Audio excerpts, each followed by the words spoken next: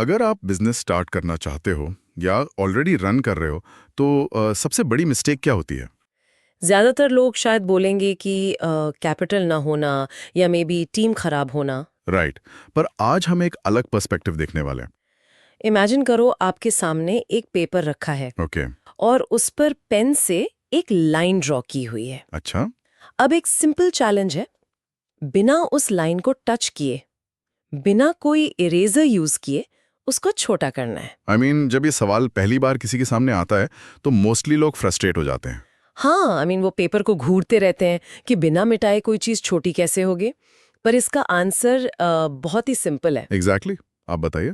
उस पुरानी लाइन के ठीक बगल में एक और बहुत बड़ी लाइन ड्रॉ कर दो। राइट। वो पहले वाली लाइन अपने आप बिना छुए छोटी लगने लगेगी। और एक्चुअली यही कोर फिलॉसफी बिजनेस और एंटरप्रेन्योरशिप पर अप्लाई होती है।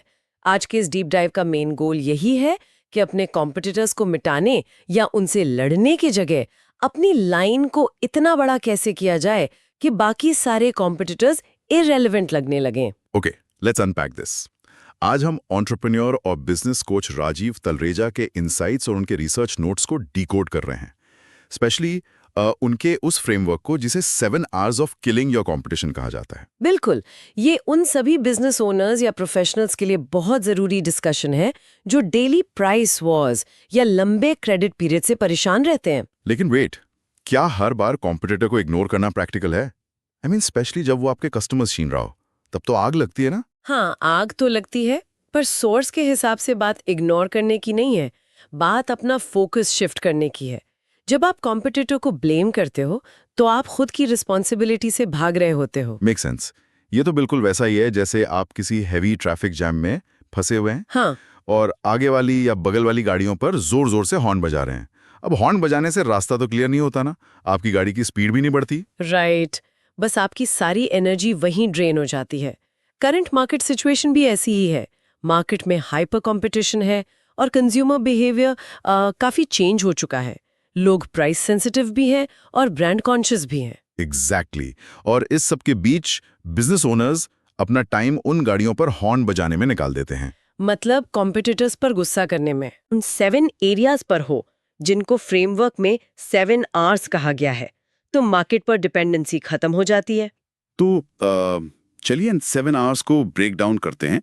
इस कोर बिजनेस स्ट्रैटेजी को बेसिकली 4 मेजर पॉइंट्स में ग्रुप किया गया है। पहला पॉइंट है द पावर ऑफ प्रेजेंस, जिसमें रीच और रिकॉल आते हैं। यहाँ एक कॉन्सेप्ट है कि most found beats the best और best known beats the best. Wait, यहाँ मुझे थोड़ा पुश बैक देना होगा। ये सुनने में थोड़ा एक्सट्रीम लग रहा है। क्या क्वालिटी बिल्कुल मैटर नहीं करती आजकल? ऐसा नहीं है। मतलब अगर किसी का प्रोडक्ट बेकार है तो हर जगह दिखने से क्या होगा? एक बार लोग लेंगे और फिर गाली देके चले जाएंगे। ये बहुत वैलिड पॉइंट है, पर फ्रेमवर्क ये अज्यूम करके चलता है कि आपका प्रोडक्ट मार्केट रेडी और अच्छा है। बात गार्बेज बेचने की नहीं हो रही। अच्छा। बात ये हो रही है कि सिर्फ बेस्ट होना काफी नहीं है। एक एग्जाम्पल से मैं समझाती हूँ। ओके। इमेजिन करो एक लोकल सॉफ्टवेयर स्टार्टअप है। ओके। उनके इंजीनियर्स ने सालों मेहनत करके बेस्ट और सबसे फास्ट सॉफ्टवेयर बनाया, पर उनका सेल्स पेज गूगल के चौथे पेज पे पड़ा है। उनका डिस्ट्रीब्यूशन नेटवर्क 0 है। राइट, कोई रीच नहीं है। और दूसरी तरफ एक बहुत ही एवरेज सा सॉफ्टवेयर है, पर उन्होंने हर इंडस्ट्री इवेंट स्पॉन्सर किया है। उनकी सेल्स टीम दिन में 500 कोल्ड कॉल्स करती है। उनका सॉफ्टवेयर एवरेज है, पर उन्हें डेली 10,000 यूजर्स मिल रहे हैं। वाओ। क्योंकि उनकी रीच मैसिव है। लोग कन्वीनियंस और विजिबिलिटी चूज करते हैं। आई सी। मतलब अगर ऑफलाइन दुनिया की बात करें तो एक लोकल शेफ जो दुनिया का बेस्ट बर्गर बनाता है पर उसकी दुकान कोई जानता नहीं, उसके कंपैरिजन में एक बड़ी बर्गर चेन है जो हर गली में है। एग्जैक्टली, बड़ी चेन जीत जाएगी। और यहीं पर रिकॉल का कॉन्सेप्ट आता है। सिर्फ दिखना काफी नहीं है, दिमाग में छपना जरूरी है। हाँ, रिकॉल वैल्यू। जब लोग किसी नए कंपेटिटर को बहुत सस्ते दाम में प्रोडक्ट बेचते देखते हैं तो अच्छी रिकॉल वैल्यू की वजह से उन्हें लगता है कि ओह, सस्ते वाले में पक्का कुछ गड़बड़ होगी। राइट। वो सोचते हैं कि बेस्ट नोन ब्रांड के पास ही चलते हैं, ट्रस्ट वही है। बिल्कुल, फेमिलियरिटी एक प्रोटेक्टिव शील्ड बन जाती है आपके लिए। ओके, तो प्रेजेंस और डिस्ट्रीब्यूशन हो गया। अब आते हैं दूसरे स्ट्रैटेजिक पॉइंट पर, जो है टारगेटिंग करेक्टली, यानी राइट लीड्स। और यहाँ पर मेरा फेवरेट एनालॉजी आता है। हाँ, वो फिशरमैन वाला। Yes, here is where it gets really interesting. एक फिशरमैन को बोट बेचना और एक मिलेनियर को लग्जरी यॉट बेचना, एफर्ट तो दोनों में प्रैक्टिकली सेम ही लग रहा है ना। एफर्ट सेम लगता है पर रिजल्ट में जमीन आसमान का फर्क होता है। ज्यादातर बिजनेसेस लो हैंगिंग फ्रूट्स के पीछे भागते हैं, जैसे फिशरमैन को टारगेट करना जिसके पास इजीली फंड्स नहीं है। हाँ, वो बोलेगा डिस्काउंट दो, ईएमआई बना दो। राइट। फिर मान लो बारिश नहीं हुई या कैच अच्छी नहीं हुई तो उसकी ईएमआई डिफॉल्ट होगी और उसकी पर्सनल कैश फ्लो प्रॉब्लम अब आपके बिजनेस की प्रॉब्लम बन जाएगी। मतलब आपकी टीम नए लीड्स लाने के बजाय पुराने रिकवरी एजेंट वाला काम कर रही होगी। एग्जैक्टली। इसलिए सही लीड्स चुनना जरूरी है। उन लोगों को टारगेट करो जिनके पास पैसा और नीड दोनों हो। जब आप उन्हें टारगेट करते हो तो कंपटीशन वैसे ही एलिमिनेट हो जाता है। ये बहुत पावरफुल थॉट है। इसे कनेक्ट करके सोर्स में एक बहुत बढ़िया रियल बिजनेस एग्जांपल भी है, दुबई के एक यॉट सेलर का। ओ हाँ, मैं उस केस स्टडी के बारे में सोच ही रही थी। मैं थोड़ा डिटेल में बताता हूँ जो लोग सुन रहे हैं उनके लिए। एक कस्टमर ने $2.5 लाख की एक यॉट खरीदी उस सेलर से। उसने फिर एक ग्रैंड पार्टी होस्ट की अपने दोस्तों के लिए। राइट, शो ऑफ करने के लिए। हाँ, अब दोस्तों ने प्राइस पूछा तो उस कस्टमर ने थोड़ा हवा में आकर बोल दिया कि ये $4 लाख की यॉट है। दोस्तों को इतनी पसंद आई कि उन्होंने सेलर का नंबर मांग लिया। और अगले दिन क्या हुआ? अगले दिन उस कस्टमर ने सेलर को फ्रैंटिक होकर कॉल किया और बोला कि मेरे दोस्त तुम्हें कॉल करेंगे, उन्हें प्राइस $4 लाख ही बताना, मेरा इंप्रेशन खराब मत होने देना। ये सुनने में बहुत फनी है पर ये राइट लीड्स का परफेक्ट एग्जाम्पल है। जब आप ऐसे लोगों को टारगेट करते हो जिनके पास पैसा है तो उनकी वैनिटी और उनका ईगो आपके बिजनेस को प्रॉफिटेबल बनाता है। राइट, वो बार्गेनिंग नहीं करते, उल्टा कस्टमर खुद बोल रहा है कि प्राइस बढ़ाकर बताओ। बिल्कुल। और ऐसी लीड्स की प्रॉब्लम भी ऐसी होती है जिससे आपके बिजनेस को एक्चुअल में फायदा मिलता है। तो मतलब अपने कस्टमर्स डिलिबरेटली चूज करो। अब आते हैं तीसरे स्ट्रेटेजिक पॉइंट पर, सेलिंग आउटकम्स नॉट फीचर्स, यानी रिजल्ट्स। कस्टमर एक्चुअली प्रोडक्ट नहीं खरीदता ना। नहीं, वो एक एक्सपीरियंस या एंड रिजल्ट खरीदता है। जैसे अगर सोर्स में राजीव तलरेजा का अपना एग्जाम्पल लें, वो अपने सर्टिफिकेट्स या कितने घंटे की कोचिंग है ये सब नहीं बेचते। वो एक्चुअली आउटकम बेचते हैं। हाँ, उनका फोकस इस बात पर होता है कि उनकी कोचिंग से कितनी रेवेन्यू बढ़ी, कितना प्रॉफिट आया या कितनी नई जॉब्स क्रिएट हुई। लेकिन एक मिनट, टेक या मैन्युफैक्चरिंग में तो फीचर्स मैटर करते हैं ना। अगर मैं कोई कॉम्प्लेक्स मशीनरी खरीद रहा हूँ तो मैं तो टेक्निकल स्पेक्स ही देखूंगा। ज्यादातर लोग यही सोचते हैं, पर सॉस स्ट्रांगली कहता है कि नहीं, वहां भी मार्केटिंग लैंग्वेज सिर्फ और सिर्फ कस्टमर के एंड रिजल्ट पर फोकस्ड होनी चाहिए। कैसे? एक हैवी मशीनरी वाले केस में ये कैसा दिखेगा? मान लो एक फैक्ट्री ओनर मशीन खरीदने आया। अगर आप उसको बोलते हो कि इसमें टाइटेनियम की नई मोटर लगी है जिसका आरपीएम बहुत हाई है, तो वो कंफ्यूज होगा। हाँ, वो उसको ठीक से प्रोसेस शायद ना कर पाए। पर अगर आप बोलते हो कि सर, इस मशीन से आपकी प्रोडक्शन कैपेसिटी 25% बढ़ जाएगी और आपकी लेबर कॉस्ट आधी हो जाएगी। ओह वाओ, पहला वाला फीचर था और दूसरा वाला रिजल्ट। एग्जैक्टली। फैक्ट्री ओनर को मोटर से प्यार नहीं है, उसको आने वाले एक्स्ट्रा प्रॉफिट से मतलब है। टेक्निकल सुप्रीमेसी बस उसके लॉजिकल दिमाग को सेटिस्फाई करने के लिए एक वैलिडेशन होती है। असल डिसीजन आउटकम से ही होता है। Makes absolute sense.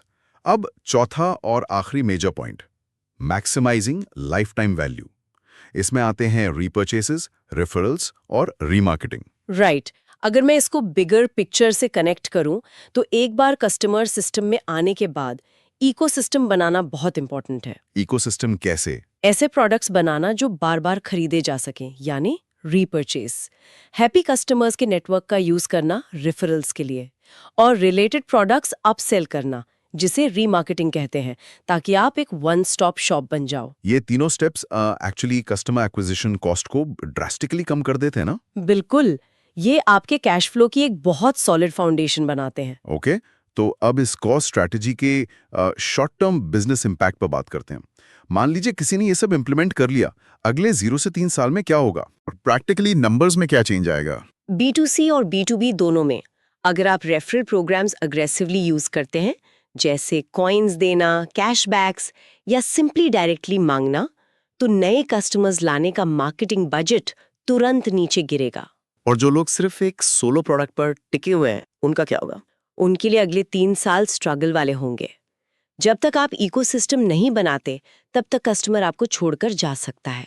और अगर हम लॉन्ग टर्म बिजनेस इंपैक्ट देखें, लाइक 3 से 15 साल के होराइजन में, सोर्स मटेरियल के आधार पर लॉन्ग टर्म में जो बिजनेसेस ये रीमार्केटिंग और रीपरचेजेस का मॉडल सेट कर लेंगे, उनकी प्रॉफिटेबिलिटी नॉर्मल मार्केट से कहीं ज्यादा होगी। कॉम्पिटिटर्स का क्या होगा उस मार्केट में? कॉम्पेटिटर्स कंप्लीटली इररेलेवेंट हो जाएंगे, क्योंकि ऐसी कंपनीज अपने खुद की माइक्रो मार्केट बना लेंगे अपने कस्टमर्स और उनके नेटवर्क के थ्रू। यानी स्मार्ट एंटरप्रेन्योर्स को खुद को एक वन स्टॉप सॉल्यूशन की तरह पोजीशन करना चाहिए, जिससे कस्टमर को बाहर जाने की जरूरत ही ना पड़े। एग्जैक्टली। तो इसको प्रैक्टिकली इंप्लीमेंट कैसे करें? फर्स्ट स्टेप्स क्या होने चाहिए? पहला स्टेप है अपना डिस्ट्रीब्यूशन नेटवर्क सेट करना, चाहे ऑफलाइन डीलर्स हों या स्ट्रॉन्ग डिजिटल प्रेजेंस। दूसरा स्टेप अपने मार्केटिंग मैसेज को फीचर से हटाकर रिजल्ट पर शिफ्ट करना। राइट। और तीसरा स्टेप? B2C बिजनेसेस के लिए इंसेंटिवाइज्ड रेफरल सिस्टम डिजाइन करना और B2B के लिए डायरेक्ट रेफरल रिक्वेस्ट की आदत डालना। यहाँ लोग कॉमन मिस्टेक्स क्या करते हैं? सबसे बड़ी मिस्टेक है कि बस ऑर्गेनिक वर्ड ऑफ माउथ के भरोसे बैठ जाना कि मेरा प्रोडक्ट अच्छा है, लोग खुद बताएंगे। Hope is not a strategy. और दूसरी मिस्टेक वही सस्ते और लो हैंगिंग कस्टमर्स के पीछे भागना। सोर्स मटेरियल में इस प्रैक्टिकल एग्जीक्यूशन को सिखाने के लिए राजीव तलरेजा के एक 3 दिन के बिजनेस स्पेस प्रोग्राम का भी मेंशन किया गया है। जो इंटरेस्टिंग बात यह है कि मार्केटिंग नहीं बल्कि मैनेजमेंट स्किल्स, गोल सेटिंग और HR फंक्शन सिखाता है। हाँ, और ये लिंक बहुत डीप है, क्योंकि अगर आपके पास सही इंटरनल टीम और HR सिस्टम नहीं है तो आप इन 7 आवर्स की स्ट्रैटेजीज को बाहर फील्ड में अप्लाई नहीं कर सकते। एक फाउंडर अकेला सब नहीं कर सकता। राइट। बिना प्रॉपर टीम और मैनेजमेंट सिस्टम्स के आप हाई टिकट लीड्स को हैंडल ही नहीं कर पाएंगे। बिल्कुल सही बात है। तो ठीक है, so what does this all mean? हमने Dubai yacht case study discuss की और इसके अलावा राजीव की खुद की केस स्टडी देखी, जहां उन्होंने 361 बिजनेसेस को कोच करके 500 करोड़ से ज्यादा का कंबाइंड रेवेन्यू ग्रोथ दिखाया। राइट, वो रिजल्ट्स पर फोकस करने का लिटरल प्रूफ है। हाँ, तो अगर मैं इस पूरे डीप डाइव से की टेकअवेज निकालूं तो मेरे दिमाग में 3 मेन पॉइंट्स आते हैं। बताइए। पहला, मोस्ट फाउंड और बेस्ट नोन हमेशा द बेस्ट को हरा देंगे। दूसरा, द यॉट रूल, यानी उन्हीं कस्टमर्स को चूज करो जो आपकी वैल्यू समझे, जिनके पास नीड और पैसा दोनों हो। बिल्कुल। और तीसरा मेन पॉइंट ये होना चाहिए कि बिजनेस का मेन फोकस सिर्फ नए लोग लाने पर नहीं होना चाहिए, बल्कि पुराने कस्टमर्स से रीपरचेज, रेफरल और रीमार्केटिंग का एक क्लोज लूप बनाने पर होना चाहिए। राइट, एक इकोसिस्टम बनाना है। अगर आप अपने करंट कस्टमर्स और ऑर्गेनिक ग्रोथ पर डिपेंड कर रहे हैं और अचानक कोई कॉम्पिटिटर आपका क्लाइंट ले जाता है तो ऑब्वियसली फ्रस्ट्रेशन होती है। बहुत ज्यादा होती है। लेकिन अगर आप कंटिन्यूअसली इंटरनल सिस्टम्स और इन 7 आवर्स को बिल्ड कर रहे हैं तो बाहर क्या चल रहा है उसे लंबा फर्क नहीं पड़ता। वाओ, ये बहुत लिबरेटिंग थॉट है। तो अगली बार जब आपका कोई कॉम्पिटिटर प्राइस कम करे तो इंस्टेंटली पैनिक करने से पहले खुद से शांति से पूछिए, क्या उन्होंने सच में गेम जीत लिया है या आपने अब तक अपनी लाइन बड़ी करने की सॉलिड कोशिश ही नहीं की। आई थिंक ये सबसे बड़ा सवाल है जो हर एंटरप्रेन्योर को खुद से पूछना चाहिए। अपनी एनर्जी उनको मिटाने में नहीं, खुद को बड़ा करने में लगानी चाहिए। एब्सोल्युटली। आज के इस डीप डाइव में इतना ही। कीप रिफ्लेक्टिंग और देखें कि आप अपने बिजनेस में इन 7 आवर्स को कैसे इंप्लीमेंट कर सकते हैं। आप अपनी लाइन कैसे बड़ी कर सकते हैं।